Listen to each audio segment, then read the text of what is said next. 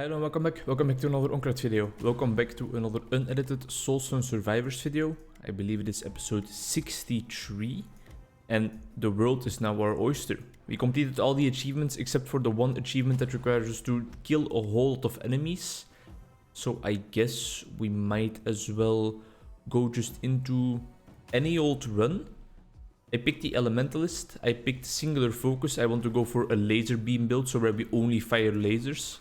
And I think our best bet really is to maybe head into like Overlord mode or Endless mode. I think in every video I will try to from now on complete like one cycle of either one of those modes to get closer and closer to that 500,000 enemies killed mark, because that's the last thing we still have to do.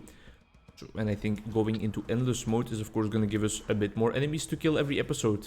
I'm just afraid that otherwise it's going to last too long. Although, then again, we still have like almost 40 episodes left to record. After this one, to give a specific number, after this one it's gonna be 37 still. I think that's how it works, right? Yeah, probably 37 episodes. That's still quite a lot of commentary I have to provide. There we go, double light beam already. Oh, lightning beam and light beam, so it's actually not double, it's two separate abilities. Now we're still looking for the arcane beam. And do we then already have all of them? Well, we might already have all different kinds of it, but we can still get more of one kind, of course. Oh, that's very welcome right from the get-go, of course. But yeah, I'm not tired of the game yet. Not at all. Definitely not. It gives me the opportunity. It's kind of the same as running for me, really, this game. It gives me the opportunity to really clear out my mind just for a second, you know? Just order my thoughts out loud, because I have noticed from... That was a nice leg spike. The job I do, for example, also, that sometimes that's all you need, you know? Just a room and a safe space and an ear. And you guys provide your ears to me, whether you want it or not. Let's go lightning bolt for now, but we want to replace that in the future with a beam. Damage increase is going to be a-okay. Saying things out loud can sometimes help you just restructure your thoughts. It's why programmers use the rubber ducky technique, where they have like a little rubber ducky quack quack on top of their desk and they talk to it when they are struggling with a problem in their code. And sometimes while explaining the problem to a rubber ducky or to whatever type of animal or non-animal figurine they have on their desk, because most programmers are of course nerds, so they will probably have like a 1-to-1 size figurine of Sylvanas in just her underpants. What am I talking about? Either way, by talking out loud about it and really ordering it in their mind while their areas of Wernicke and Brocca are really working hard to produce it, sometimes you just find a solution already. And it's exactly what I try to do with these videos. Not that I am necessarily always looking for solutions to problems, but most of the time my commentary actually does stem from me asking a question. A question like somebody would ask me. Like, for example, I remember a couple of videos ago I asked myself, hey, what does 2023 bring for the channel? We're really not getting any of the double spells yet. And it's kind of a question that a viewer might ask me when I would be live streaming, or when somebody would have like access to a microphone jammed into a little earpiece into my brain. They would probably just be making moaning sounds and distracting me and stuff. But still, if they would be a rational person and they would like to help me keep the commentary going, they would ask me some of those questions. For example, like, what does the channel, what does 2023 have in petto for the channel? What's gonna happen? Answer is still a bit, I don't know. It's gonna be variety. There's gonna be a lot of different content on there. Lately I've started making some content again concerning articles sent to me by Colin Wright. That was interesting. The article about the balloons and the article about the water lilies are the ones I have recorded so far. There is one still in the pipeline somewhere. The script has kind of been written. I read this entire article about very specific, very cool, strange species of animals.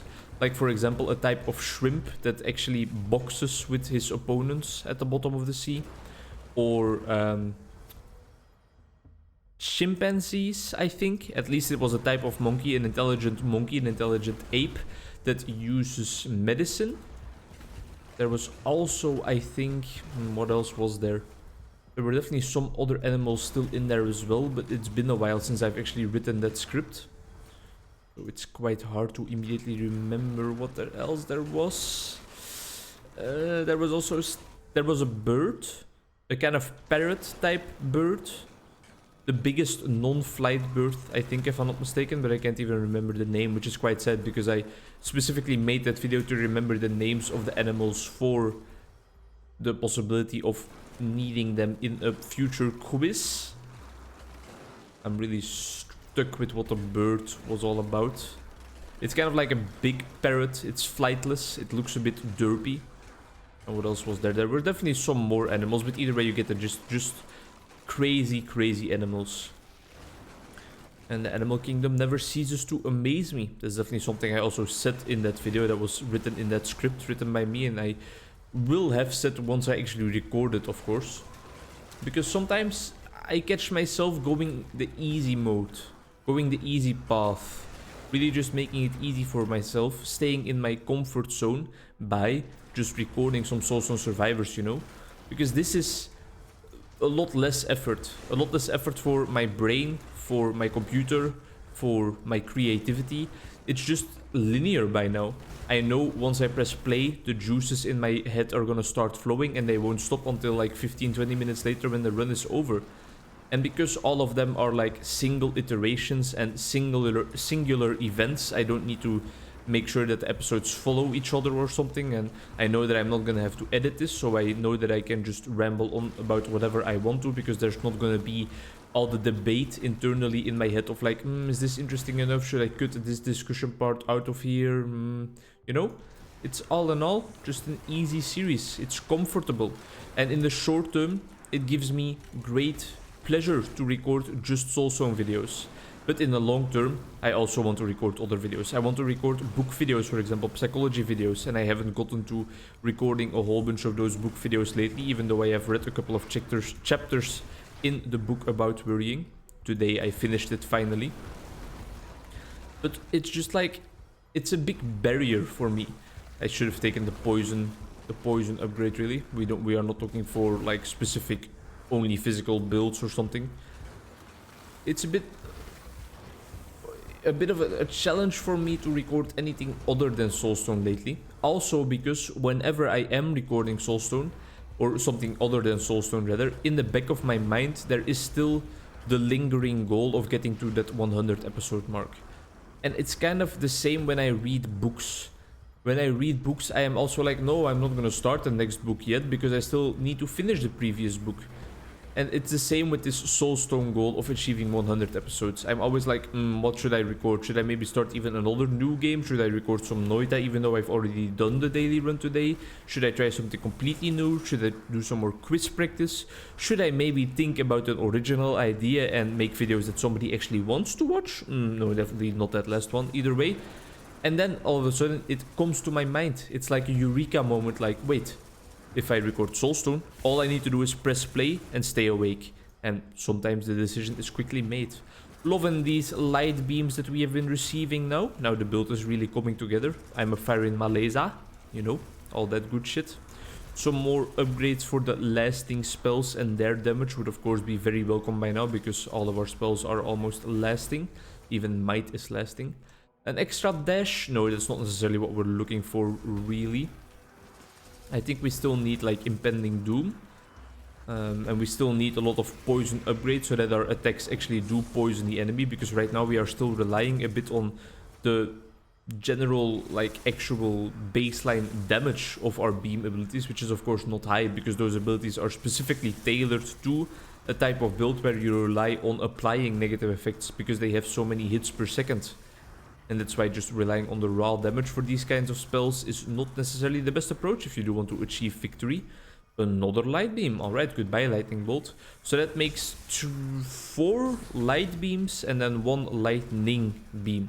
Still haven't seen any arcane beam yet, but it's okay. I just want all beams. It doesn't really matter what type of beam it is, I think.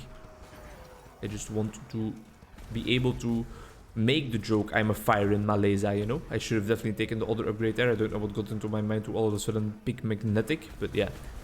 It is what it is, you know? We picked it, we don't have a time machine, and if we would have a time machine, we wouldn't go back to change this one singular event in a random Soulstone Survivors episode. What we would do was go back in time and make sure Hitler actually got into his art school. That would save the world a whole lot of trouble, of course.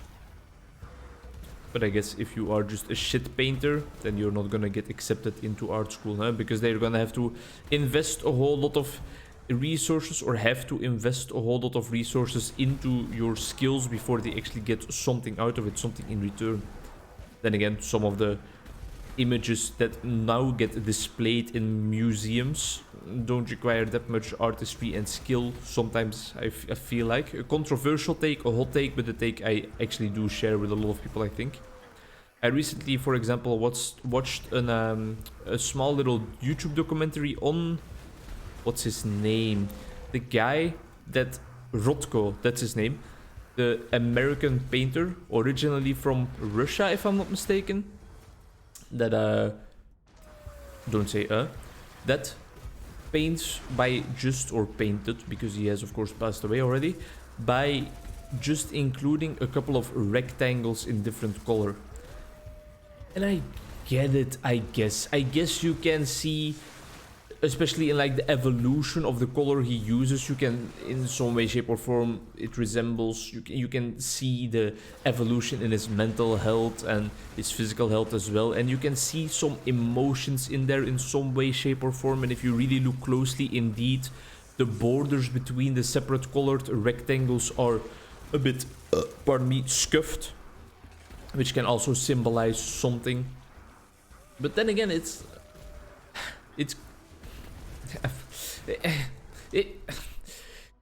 easy to make. Don't sue me. Of course, his idea was original, and now it seems easy to make because we already had one of the greats, Rothko himself, do it for us. So we know that that type of painting can elicit some emotions in some people. For him, it was of course an original endeavor and a very you have to be a kind of stubborn person to develop your own art style, I think, because at the start you will get frowned upon by a lot of people. So it deserves some respect, definitely, that's for sure, but still, it's not the craziest example of artistic skill, in my opinion, if you compare it to something like Rubens, for example, where there is like 1,000 people on one canvas painted in high detail, and they are all dynamically in interaction and interacting with each other and stuff. I much prefer that kind of painting, really. But that's also just personal preference. I presume there's also going to be a lot of people that prefer things like Rothko, and there's going to be a lot of people that prefer simplicity in some way, shape or form, and I can accept that, you know. It's the same with music. Sometimes the simplest song, I immediately think of Moving Day by David August. It's such a simple song. The structure, the beats, the melody, it's clean, it's slick, and still it's one of the best songs out there, in my opinion. I can never get tired of it. Go listen to it. Moving Day by David August. Musical genius from, I think, Germany. Might be Austria, but I am quite certain that it is actually Germany. As one of the most amazing boiler room sets out there, if not the most amazing boiler room set out there. Lefto's boiler room is also very good. Skin on Skin's boiler room, amazing. Dennis Sulta has a special place in my heart with his boiler room. The boiler room of like all the grime rappers in the UK is also very clean. Archie Marshall's boiler room appearance under his alias Edgar the Beatmaker, it's also very much enjoyable. Malik's boiler room is very hype. Young Singh's boiler room is extremely cool. All in all, things like boiler room and Cercle and stuff, you can sometimes really find the most amazing things on there. And explore new music, explore things you didn't know you would ever fall in love with, things you didn't even know existed sometimes. I think that's the beauty of the modern day and age we live in, that because the internet is so widely accessible and everything on the internet is so widely accessible, that you can easily discover those new types of things. Our spells are still not applying any poison at all. I think we really need to start to get that going if we want to make quick work of the lords that are about to spawn. I mean, ooh, yeah, alright, goodbye might. And then it starts at level 7. I truly do not understand how this works. But, I mean, I guess we still have enough damage to make quick work of the lords, and that's the most important part. Bleed is already gonna help us out a ton as well, but we are still looking for Debilitating Plague, and then, additionally, the chance to poison. I should have definitely taken that Darkness upgrade there. Chance to apply Doom, because that's something we also are still missing. Think about your upgrades for a second before you randomly click it. That's my mission for the next couple of upgrades that we receive. Let's see if I succeed. Don't need any of these spells, of course. Multicast for all those light beams is, I think, gonna be very helpful.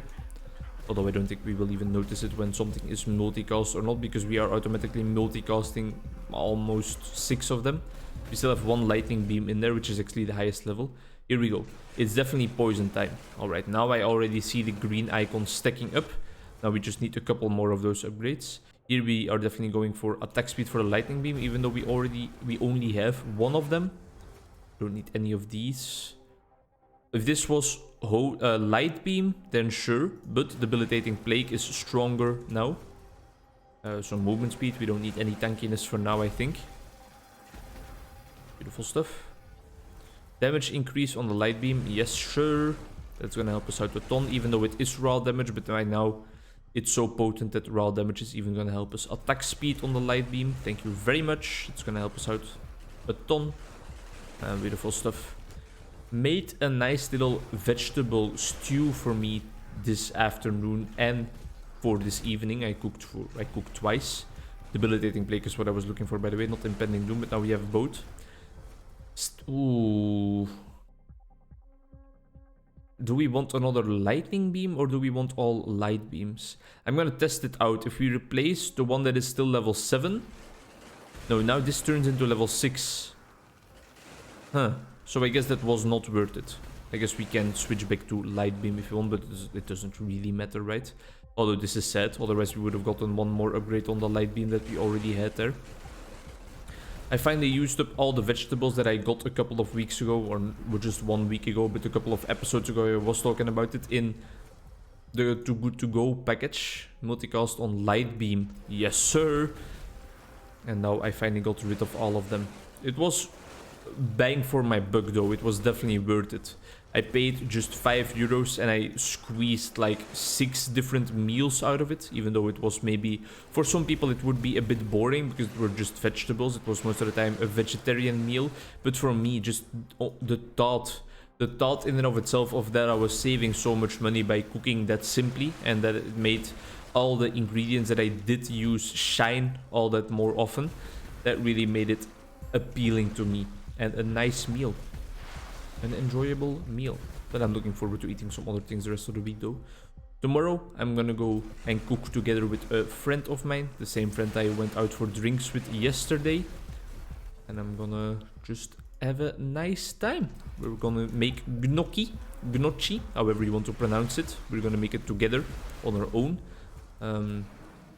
Stop saying and I think that's pretty much it for that evening. Yeah, that's it for tomorrow evening. I have 2 clients in the morning tomorrow, and then I'm gonna head over to my other workplace, even though I don't have any clients. But some of my favorite colleagues are actually interns, and they are about to quit working there. So I want to spend the last couple of days being in their presence, you know, because I'm definitely gonna miss them. And I also need to do a bunch of administration work still. And well, if you can do administration work on your own at home in a cold room, or together with some other people at work in a room that is heated and you don't even have to pay for the heating, and you can also get some free coffee, the choice is made rather quickly, right? You feel me? You get what I'm saying? Also gives me the opportunity to still prepare for some of the diagnostic research I have to do with some of my clients, because it's still quite new for me, but I want to do it correctly because I want to give those people the best shot at getting correctly diagnosed, because that can sometimes change someone's life completely.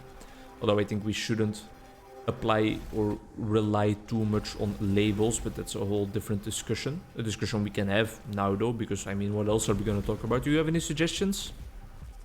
No? Alright, well then I guess that settles it. Labels and diagnostics in terms of mental health. It can give a lot of clarity to some people. Especially because now my diagnostic research has mostly been about ADHD. Those people tell me like, yeah, just having that label, Arcane Beam, you're a bit too late to the party. Just having that label would make it so much more clear to me as to why I am struggling so much with all this schoolwork, whereas I see all my peers just doing it easily. And also just, for example, when people are feeling down, they don't eat anymore, they don't sleep anymore, they have no energy, they have cognitive deficits, they don't feel any sexual appeal anymore towards others. I mean, they don't get horny anymore. For them, sometimes really pressing on that label like, yeah bro, you're depressed, can also help them, because it feels like, alright, so it's not my fault that I don't get to anything. And that's also where the danger lies, because people might start using it as an excuse. I've heard, for example, a person or a client with borderline personality disorder talk about is that her friends started to kind of, whenever she said behavior that they didn't enjoy, they immediately started to talk about like, oh yeah, because we have borderline, you're acting like this, of course. And that's, I think, also dangerous and not enjoyable at all. That's where the danger of labels come in, especially now that labels have become more and more well known by the general population. Everybody realizes what depression is about, what borderline is about, maybe a little bit, what burnout is about, for example. Burnout, a very, very controversial label to apply. Oh, they're just lazy and unmotivated is the general consensus response, I think. And nothing is further from the truth, of course. Same goes with things like fibromyalgia, I don't know how to pronounce it in English, or chronic... What's vermoeidheid in English?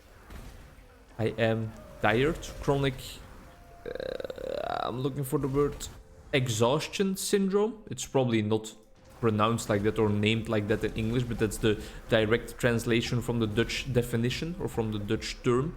Also a very, very controversial set of diagnoses to give, because it also just feels like, oh, there's no medical cause to be found, these people are just making a scene looking for attention, which is a very, very dangerous opinion to have when it comes to mental health. Especially also in terms of suicide and stuff. A lot of people often think, oh, this person is just trying to get some attention, they don't actually need help, they're not actually gonna do it. Wrong. Every remark concerning suicide should be taken seriously and should be taken into account and should be talked about. Don't just dismiss it, don't throw it away because you feel that it's an awkward subject. You're also not gonna strengthen their feelings of suicidality by talking about it, which is also often a misconception. Try to be open, try to be accepting. Don't push them to talk about it, because that might make it a lot scarier, but make sure that the space is safe enough. If they feel safe to talk about it, they will talk about it. A very difficult topic though to talk about in therapy, and therefore even more most of the time in the general life circumstances that we are all in. If a good friend of you who you know has dark humor makes a joke about something like suicide or suicidal, then a-okay. I mean, you don't have to immediately start setting up a safety plan and making sure that this person has like safety contacts in his phone for when things go downhill. No, that's not what I'm aiming at, but try to take it a bit seriously, you know? Don't just throw it to the wayside because you feel like that person might just be looking for attention. It's often not the case. It's often the first signal of a long and lengthy process, because suicide is often not something impulsive. It's something well thought out for a while already. Almost at 90%. Thank you very much for watching. I hope to see you in the next one. Bye-bye.